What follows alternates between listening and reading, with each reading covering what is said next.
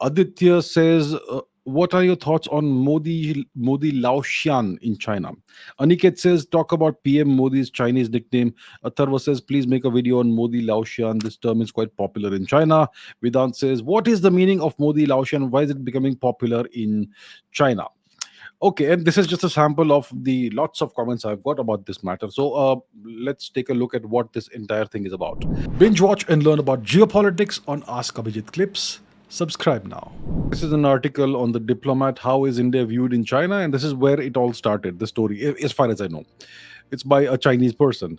In addition, Indian Prime Minister Narendra Modi has an unusual nickname on the Chinese internet. Modi Laoxian. Laoxian refers to an elderly immortal with some weird abilities. The nickname implies that Chinese netizens think Modi is different, even more amazing than other leaders.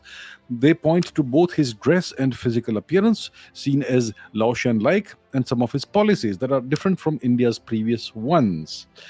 In particular, India, led by Modi, can maintain a balance among major countries in the world. Whether it's Russia, the US, or global South countries, India can enjoy friendly ties with all of them, which is very admirable to some Chinese netizens. So, the word Laoxian reflects the complex sentiment of Chinese people toward Modi, combining curiosity, astonishment, and perhaps a dash of cynicism. I've been doing international media reports for nearly 20 years, and it's rare for Chinese netizens to give a nickname to a foreign leader. Modi's nickname stands out above all others. Clearly, he has made an impression on Chinese public opinion. So that's the deal about the Chinese nickname for Prime Minister Modi Liaoshan.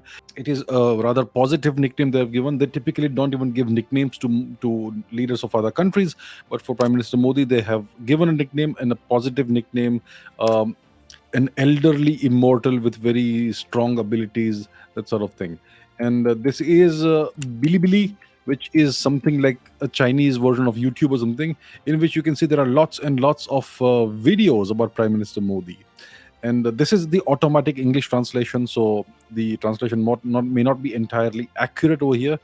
As you can see, we can change it back to Chinese, and there we go. If we try to change it to English, it will take time. So they clearly are very curious about Prime Minister Modi and seem to hold him in reasonably high regard. And this is another Chinese website. Modi. This is another automatic translation, as you can see. Laoshan seems to translate into English as old fairy or something like that, or mana boundless. So yeah, it's an article that talks about Prime Minister Modi in a very positive way, and it's clear that they have a lot of admiration for Prime Minister Modi. That's the deal. That's what this nickname is about. First of all, the Chinese typically don't give nicknames to foreign leaders, and they typically historically they have not had a very positive view of India. They have not really admired any Indian leader. So this is the first Indian leader in decades who has stood up for India, who has been totally uncompromising when it comes to promoting and serving India's national interest. He has turned India around from where it was in 2014 and turned it into the right direction. India now means business. Indian diplomacy actually has a spine today. So all of these qualities it's something that everybody admires. If you have a leader like that, even if your enemy nation has a leader like that, you may not like the nation, but you will certainly respect the fact that this leader is taking care of the country. And that's what the Chinese nickname of Prime Minister Modi is about. It's a positive nickname. They see him as an elderly and very wise and a very capable person. And the fact that they've given a nickname speaks to the tells us that they admire Prime Minister Modi. You will see such sentiments even among the Pakistanis. The Pakistanis have no love for India. We know that. I mean, most of them. Yeah. Most of them have absolutely no love for India, but they still kind of feel a tinge of jealousy towards India for the fact that India has produced a leader like Prime Minister Modi. They wish they had somebody like that. Yeah, that's the deal with about this nickname that they have given, that the people of China have given to Prime Minister Modi. It's not the Chinese government that has given this nickname. It's the people of China that have come up with this nickname for Prime Minister Modi. Modi Liaoshan means the Modi elderly immortal, or some kind of person with supernatural abilities, elderly person, wise person, and overall it's a very positive nickname. So it's nice to see this interesting thing, and you can read more about that online. Neeraj Deshpande says, I would like to ask something about the mainstream Indian media. Why does the Indian media not seem to understand and reflect the real stand of India on various geopolitical, national, international issues? It seems to always portray the Western side of the story. In order to succeed on various grounds, we must align internally on how we reflect the Indian interest, our stand and direction to the world. Could you please shed some light here? What are the different possibilities?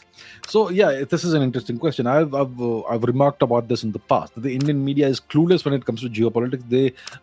They essentially echo the Western, the message of the West and the perspective of the West. That's what is portrayed in the Indian media. I mean, I hardly watch news anymore because it's a waste of time. But I remember a few months ago, I was in a hotel. I just randomly switched on the TV and I was watching some Hindi news channel in which they were reporting the Western perspective. That Russia is losing and Ukraine is devastating Russia and all that stuff. Well, we know what the situation is right now. So the Indian media simply. So why is it like this? Is the question, and it's a good question. First of all, see, the Indian media, there is a certain amount of laziness there. That let's just watch BBC or CNN and then say the same things in Hindi, so it looks like we know everything.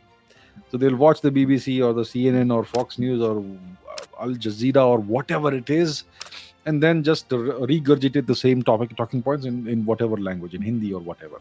But then we have the English language Indian media, which also uh, repeats the Western perspective, the Western talking points. Why is that? So one reason for this is that they don't have any experts. See, until very recently, the only understanding of foreign policy in the Indian media had was Pakistan. The relations between various nations from a military perspective and from the perspective of strategy and tactics, mainly tactics. It's a tactical perspective that they have. So they will look at the map and they will talk about the 100 meters here of the border and this half kilometer there of the border. That's not how you say geopolitics. So that's the problem that the Indian media is facing. And of course, some news readers have become quite popular because they have been covering international relations for a long time, and but yeah, their reporting of definitely leaves a lot to be desired, unfortunately. So this is the problem.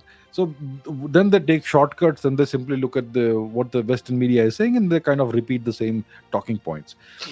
You will see that certain Indian media channels actually sent their reporters, some reporters, to cover the Ukraine conflict, but they exclusively covered the conflict from the Ukraine side of the fighting. None of them was embedded with the Russian troops so that we can get a two perspectives, a balanced perspective. No, they simply sent their reporters to the Ukraine side and they reported everything from there, and they reported the great Ukrainian heroism and patriotism and all that nonsense. Well, the Russians are also patriotic and they are also fighting hard, but they did not report anything from that side. So it's one-sided coverage, very clear and very blatant. So then that raises the question of who is funding these media outlets, where is the money coming from, and why are they adopting this policy of showing a one-sided perspective of the war? Why don't send three reporters on one side and three reporters on the other side and show both perspectives? That would actually illuminate things way better and give Indians, the viewers, the correct perspective. Both perspectives of what's happening on both sides. One possibility is that they are just lazy. They'll just watch the English news or Western news and regurgitate the same talking points in Indian languages. When it comes to the Indian media, first of all, there's the lack of experts. There are no real geopolitical experts in India. There are a few, but I'm not sure what's happening with them. I know a few that I genuinely respect.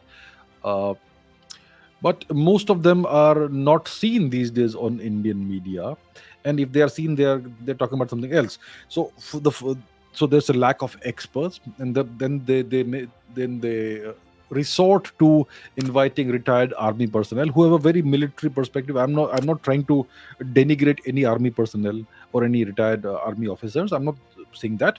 All I'm saying is that they have a very military perspective, a strategy and tactics perspective. They may or may not understand the historical aspect properly. Geopolitics is all about history. Some obviously will understand it. I'm not saying all of them don't. or like that.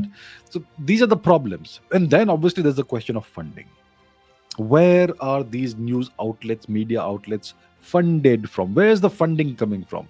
That is the biggest question you have to always ask yourself. So yeah, that these are the problems that we are seeing in the Indian media. And of course, see, I don't know of any course, university or college course in India that teaches the students what the national interest is. What is the definition of the national interest? It's not some vague term that everybody talks about and says Jai Hind. That's not how it works. The national interest has to be studied in detail. What are the components of the national interest? And every nation has different interests. So none of this is ever taught in the Indian education system. So then everybody has their own weird perspective of what the national interest should or should not be. It's not about slogans; it's about something else.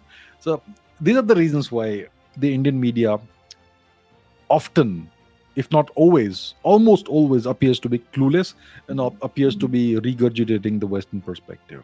These days, we have a few individuals who are taking a different track, but yeah.